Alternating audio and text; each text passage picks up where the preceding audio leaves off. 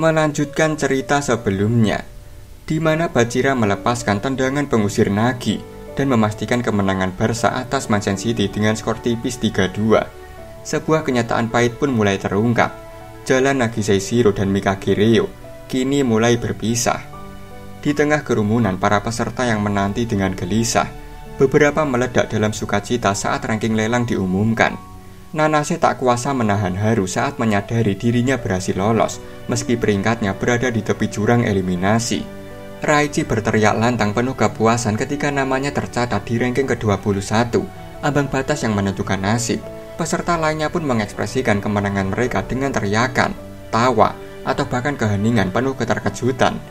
23 nama telah diumumkan. Mereka adalah orang-orang yang selamat dari proses seleksi brutal yang telah berlangsung begitu lama. Namun di balik sorak-sorai kemenangan itu, tampak wajah-wajah muram yang tertunduk. Bagi sebagian lainnya, pengumuman ini adalah akhir dari segalanya, akhir dari perjuangan panjang, dari harapan yang menyala-nyala, dan dari mimpi yang mereka bangun dengan darah dan keringat.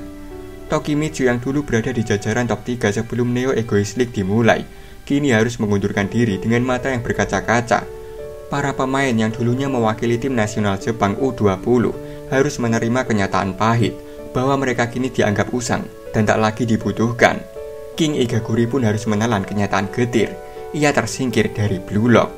Ketika Ego Jinpachi, arsitek dari proyek gila ini, mengumumkan berakhirnya lelang gaji, suasana mendadak senyap.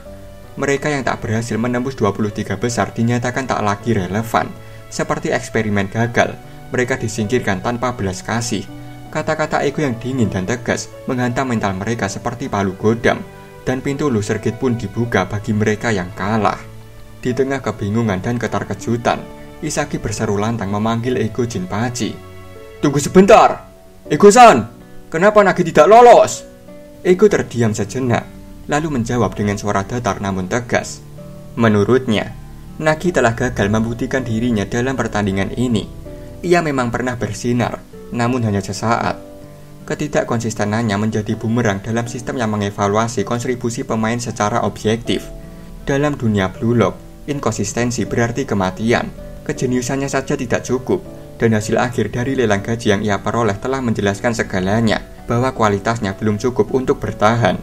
Di sisi lain, Ryo, sahabat sekaligus orang paling percaya pada Nagi, tidak bisa menerima kenyataan pahit ini. Baginya, keputusan tersebut tak masuk akal. Dunia telah mengakui kemampuan Nagi, meskipun terkadang ia tampil kurang maksimal. Ada permainan-permainan ajaib yang hanya bisa diciptakan oleh Nagi seorang. Kejeniusan sahabatnya bukan sesuatu yang bisa diukur dengan angka semata. Ryo berseru lantang, membela sahabatnya dengan penuh emosi. "Dia jelas seorang jenius! Apa pantas bakat seperti itu dibiarkan menghilang begitu saja? Tidak bisakah kau menghitung ulang?" Namun Ego menolak mentah-mentah permintaan Ryo dan menyuruhnya untuk diam. Dengan nada dingin, ia memperingatkan bahwa tempat ini bukanlah sekolah dasar untuk anak manja. Blue Lock adalah laboratorium brutal, tempat untuk menciptakan striker terbaik. Bagi Ego, bakat Nagi Seishiro sudah layu, seperti sosis walit. Bakat bukan sekedar potensi, bakat adalah hasil dari pembuktian berulang-ulang. Ia berkembang atau merosot tergantung kondisi mental, lingkungan, persaingan dan ambisi. Namun bakat juga bisa menjadi pisau bermata dua. Ego menyebut rangkaian fan liar Nagi pada pertandingan ketiga sebagai contoh nyata. Saat itu, Nagi menunjukkan sesuatu yang melampaui ekspektasi, seolah-olah ia melampaui batas bakatnya. Tapi justru disitulah kesalahan terbesar dimulai. Ryo dan Nagi menyangka momen itu adalah kekuatan sejati. Dunia pun mulai menaruh harapan tinggi padanya. Padahal, hasil yang mereka capai saat itu adalah anomali, bukan standar. Dan kesalahan fatal terjadi ketika gol itu tercipta. Nagi Seishiro mulai meyakini bahwa ia telah mewujudkan mimpinya, mengalahkan Isagi Yoichi. Ia merasa puas, dan dari kepuasan itulah bakatnya mulai layu. Ego menegaskan, yang membunuh bakat bukanlah keputusasaan, ketakutan, atau kehilangan harapan. Yang membuat sebuah bakat mati adalah kepuasan. Nagi belum benar-benar memiliki kemampuan untuk mengalahkan Isagi. Kemenangannya hanya sebuah kebetulan. Keinginannya telah terpenuhi, dan seperti binatang yang perutnya kenyang, ia lupa bagaimana caranya berburu. Dalam kasus Nagi, ia memang sempat menunjukkan performa luar biasa, momen yang mencengangkan banyak orang. Tapi pada akhirnya, itu hanyalah puncak sesaat dari sebuah keberuntungan. Alih-alih menjadikannya batu loncatan untuk terus berkembang, Nagi justru terjebak dalam kepuasan. Ego menegaskan bahwa dalam pertandingan itu, Nagi seharusnya tetap berjuang untuk menang dengan kekuatannya sendiri, meski menyakitkan, meski harus kalah. Karena yang terpenting bukanlah hasil, melainkan kobaran tekad untuk terus membakar ego itu. Lalu Ego mengucapkan sebuah kalimat yang mengguncang jiwa Ryo. Keputusan Ryo untuk bekerja sama adalah yang membuat bakat Nagi Seishiro layu. Pernyataan itu menghantam Ryo lebih keras dari pukulan manapun. Air matanya jatuh tanpa bisa ditahan, seolah kesadaran atas kesalahan yang ia buat akhirnya menyusup ke dalam hatinya. Ego melanjutkan dengan nada tajam namun tenang. Saat itu, bakat Nagi memang sudah mulai layu dan seharusnya dibiarkan gugur. Tapi Ryo terus menyiraminya dengan harapan, percaya bahwa bakat itu belum mati. Ia menolak melihat kenyataan, dan akibatnya mereka berdua terjebak dalam mimpi kosong, membual tentang menjadi yang terbaik di dunia. Padahal kenyataannya, Nagi tak pernah menemukan api lain dalam dirinya selain impian mengalahkan Isagi Yoichi. Di antara air mata, kekecewaan, dan kenyataan yang mencabik-cabik, impian mereka menggantung di udara, tak pernah benar-benar selesai. Dan di balik keterpurukan Nagi yang terlihat pasrah, tersembunyi rasa takut dalam diri Ryo. Takut kehilangan segalanya. Takut dunia yang mereka bangun bersama runtuh begitu saja. Sambil menahan tangis yang kian pecah, Ryo memohon dengan suara bergetar, meminta Ego untuk berhenti. Namun Ego membalas tanpa ampun. Suaranya tajam dan tak tergoyahkan. Diam, ini adalah Blue Lock. Aku hanya membutuhkan orang-orang gila yang tak pernah puas sebelum menjadi yang terbaik di dunia. Orang biasa yang puas dengan hasil setengah-setengah. Nyahlah, pulanglah, Nagi Seishiro. Untuk sesaat, ruangan itu hening. Nagi yang sejak tadi hanya duduk diam, akhirnya menoleh dan memanggil. Tatapannya jatuh pada Ryo yang masih terisak dalam tangis. Kenangan masa lalu menyeruak dalam benak mereka, memenuhi ruang di antara diam dan air mata. Perlahan, Nagi berdiri. Ia menatap Ryo, sahabat yang telah berjalan bersamanya sejauh ini. Dan dengan suara tenang, ia menyampaikan perasaannya. Ia berkata bahwa dirinya tidak menyesal. Seperti yang dikatakan Ego, ia memang sudah cukup puas mengalahkan Isagi, bermain sepak bola bersama Ryo, merasakan kebersamaan yang hangat. Semua itu sudah cukup baginya. Namun kini ia menyadari satu hal. Mimpi itu terlalu kecil, terlalu kekanak-kanakan untuk bertahan di dunia kejam bernama Blue Lock. Andai saja saat itu ia kalah dari Isagi dan membiarkan dirinya marah. Andai saja waktu itu Ryo tidak memanjakannya, mungkin masa depan akan berbeda. Dengan getir, Nagi meluapkan penyesalannya. Suaranya lirih, namun tulus. Maaf Ryo, daripada mengejar gelar pemain terbaik dunia, aku malah lebih takut kehilanganmu. Maaf karena tidak menemukan mimpi baru. Padahal, kau sudah jadi jauh lebih kuat. Maaf karena terus mengoper bola padamu, karena tak pernah mencoba menembak sendiri. Maaf karena tak menepati janji kita. Ryo yang sejak tadi hanya bisa menangis, akhirnya memeluk pundak Nagi dengan erat. Dalam kesedihan yang mendalam, ia mencoba menahan suara gemetar di tenggorokannya. Sudah cukup. Jangan minta maaf. Nagi, kau tidak melakukan hal yang salah. Padahal awalnya, kau bahkan tidak menyukai sepak bola. Tapi kau tetap ikut demi mengejar mimpiku. Maaf karena sudah memaksamu. Maaf karena membuatmu berusaha sekuat itu. Kau tidak perlu melakukannya lagi. Jangan minta maaf. Tidak apa-apa. Dalam pelukan penuh emosi, Nagi mengangkat tangan Ryo dengan lembut, menatapnya dalam-dalam, seakan ingin mengabadikan momen itu di dalam ingatan.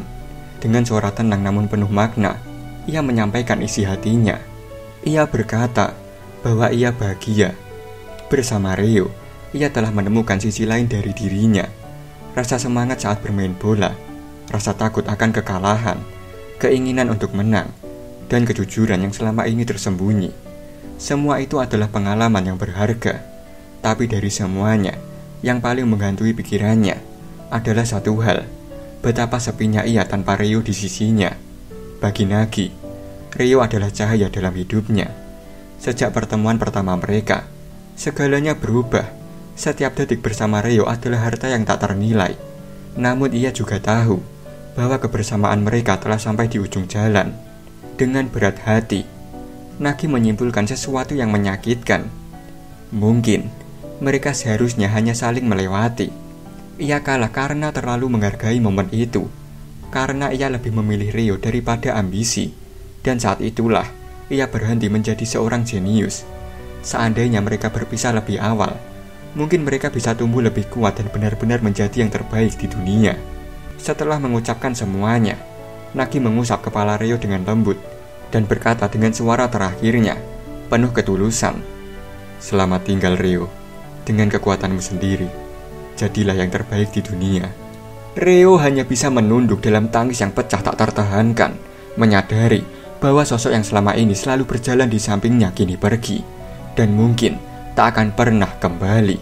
Semua impian yang pernah mereka bagi bersama kini runtuh dalam diam. Di sekeliling mereka, para pemain yang menyaksikan kepergian Nagi hanya bisa terdiam.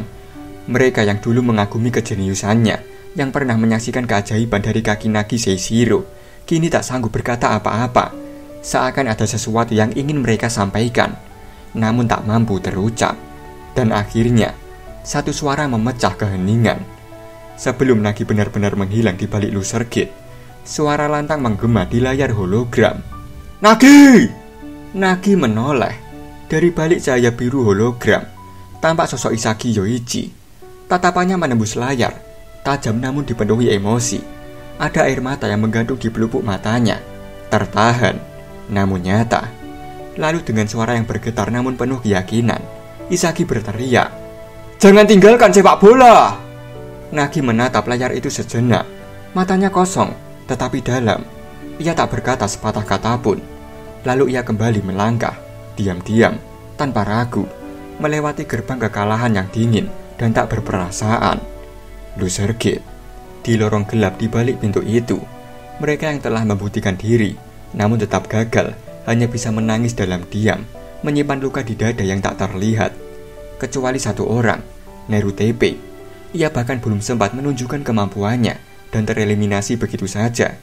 Di antara semua yang kalah, mungkin dialah yang paling sial.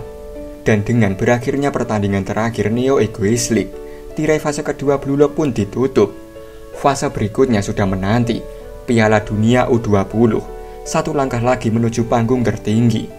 Namun dari seluruh nama yang berhasil bertahan, Nagi Seishiro tak lagi termasuk di dalamnya. Para pemain satu persatu meninggalkan lapangan, membawa serta mimpi, luka, dan ambisi mereka yang belum tuntas.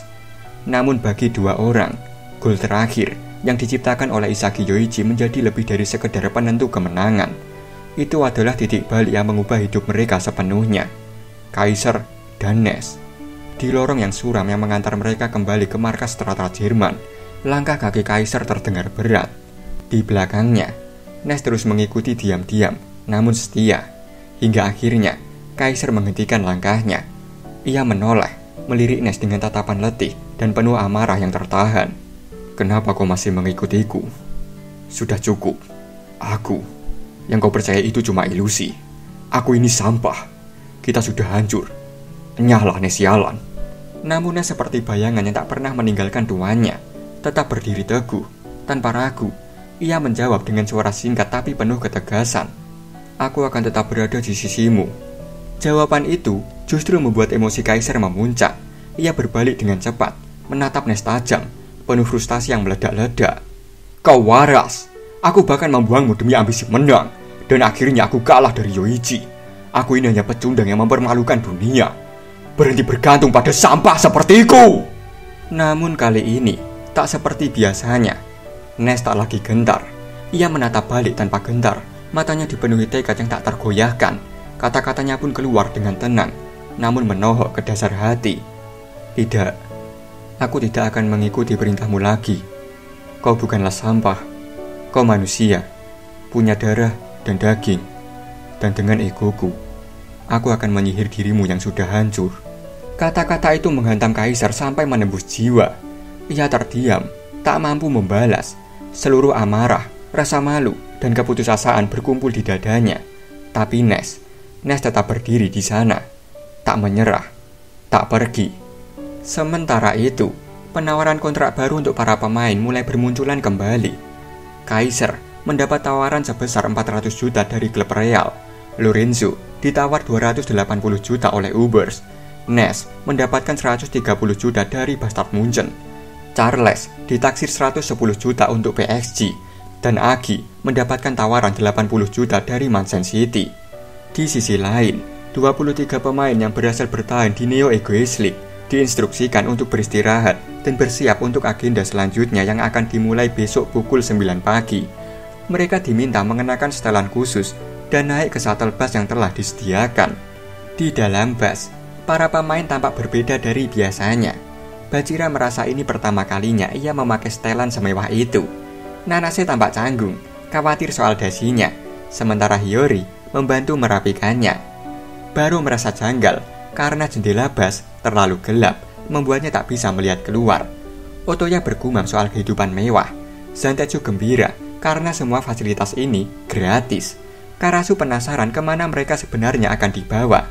Sendo bersemangat, mengira mereka akan bertemu jurnalis, tampil di TV, atau bahkan melakukan live stream. Aryu merasa ini adalah debut resminya, sementara Nico mulai merasa tertekan oleh situasi. Rin merasa kesal karena semua orang terlalu berisik. Sementara itu, Isagi merenung. Dalam kilas balik, ia mengingat bagaimana ia hanya bisa mengatakan kepada Nagi untuk tidak berhenti bermain sepak bola. Ia penasaran apa yang saat ini ada di benak Reo dan mengakui bahwa dirinya sendiri masih diliputi rasa bimbang, terutama tentang kepergian Nagi yang hingga kini sulit ia terima. Ketika bus akhirnya tiba di tujuan, Chigiri dan yang lainnya merasa penasaran. Zantetsu sempat bercanda ingin turun di pemberhentian berikutnya, sementara Bachira bersorak penuh semangat, tak tahu mereka sedang menuju kemana. Pengumuman resmi pun terdengar. Untuk 23 pemain yang selamat dari Neo Egoist League akan diadakan sebuah parade kemenangan di Roppongi. Begitu kaca gelap itu dibuka, Bachira tak percaya melihat lautan manusia yang menyambut mereka. Chigiri pun mulai menyadari bahwa mereka kini benar-benar telah menjadi bintang. Isagi hanya bisa bergumam dalam hati, tak menyangka situasinya menjadi sebesar ini. Mereka naik ke atas bus menyambut para penggemar. Sorakan dari kerumunan terdengar membahana. Para gadis meneriakkan nama Otoya dengan penuh cinta, yang dibalas Otoya dengan sikap genit. Karasu mengingatkannya agar tidak bersikap bodoh. Sementara Hiyori dan Yukimiya terpana melihat betapa besar dampak acara Blue Lock TV ini terhadap popularitas mereka. Bachira tampak menikmati momen ini sepenuhnya, berteriak bahwa ia mencintai semua orang yang hadir. Chigiri merasa lebih kalem, tetap melambaikan tangan, sementara Kunigami menyuruh semua orang diam. Sendo malah sibuk mempromosikan akun Instagramnya kepada publik yang langsung dimarahi oleh Aigu agar tenang. Isagi di tengah hiruk-pikuk itu merasa benar-benar takjub. Ia menyadari bahwa mereka, para pemain muda ini, telah berhasil menciptakan sebuah gelombang antusiasme yang luar biasa di dunia sepak bola Jepang. Di tengah teriakan orang-orang yang terus memanggil namanya, Isagi merasakan sebuah pencerahan. Baginya, inilah esensi sejati olahraga, bukan sekedar permainan, melainkan sebuah hiburan yang menyatukan orang-orang. Sepak bola adalah kekuatan yang menciptakan perasaan luar biasa, yang membuatnya merasa sangat hidup. Namun di balik euforia itu, Isagi juga merasakan ketakutan. Ia sadar bahwa dalam dunia ini, seseorang bisa menjadi pahlawan dalam sekejap, namun bisa jatuh dalam sekejap pula. Dunia sepak bola adalah tempat di mana segalanya, baik yang terbaik maupun yang terburuk, bisa terjadi kapan saja. Oleh karena itu, Isagi berjanji pada dirinya sendiri untuk tidak pernah merasa puas sampai ia benar-benar menjadi yang terbaik di dunia. Ia ingin melampaui semua pemandangan yang kini ada di depannya. Ia tidak akan berhenti, tidak sekarang. Sementara itu, di tempat lain, Nagi Seishiro telah kembali pada kehidupannya yang biasa, jauh dari sorotan, jauh dari hiruk-pikuk Blue Lock yang pernah menjadi panggung kejeniusan dan kejatuhannya. Ia bertemu kembali dengan Choki, seekor makhluk kecil yang dulu selalu menemaninya. Dalam pertemuan yang singkat itu, tersirat sebuah pengakuan diam bahwa dirinya seperti Choki, tak pernah benar-benar berubah. Hidupnya kembali hampa, datar tanpa gairah. Tatapannya kosong seakan dunia di sekelilingnya tak lagi berarti. Sorot mata yang dulu dipenuhi ambisi dan rasa ingin menang kini meredup. Tak ada kilau, tak ada tujuan. Di balik ketenangan wajahnya, jiwanya masih berkelana, mencari sesuatu yang bisa membakar dirinya kembali. Bukan sekedar sepak bola, bukan sekedar kemenangan, tapi makna yang lebih dalam, sesuatu yang mampu mengguncang hatinya seperti dulu. Dan sementara Nagi larut dalam kekosongan yang menyesakan, waktu terus bergulir tanpa ampun. Kini hanya tersisa 50 hari sebelum Piala Dunia U20 dimulai. Panggung yang lebih besar, lebih keras, dan lebih brutal. Ajang penentuan, tempat mimpi akan diuji, dan ego sejati akan dilahirkan.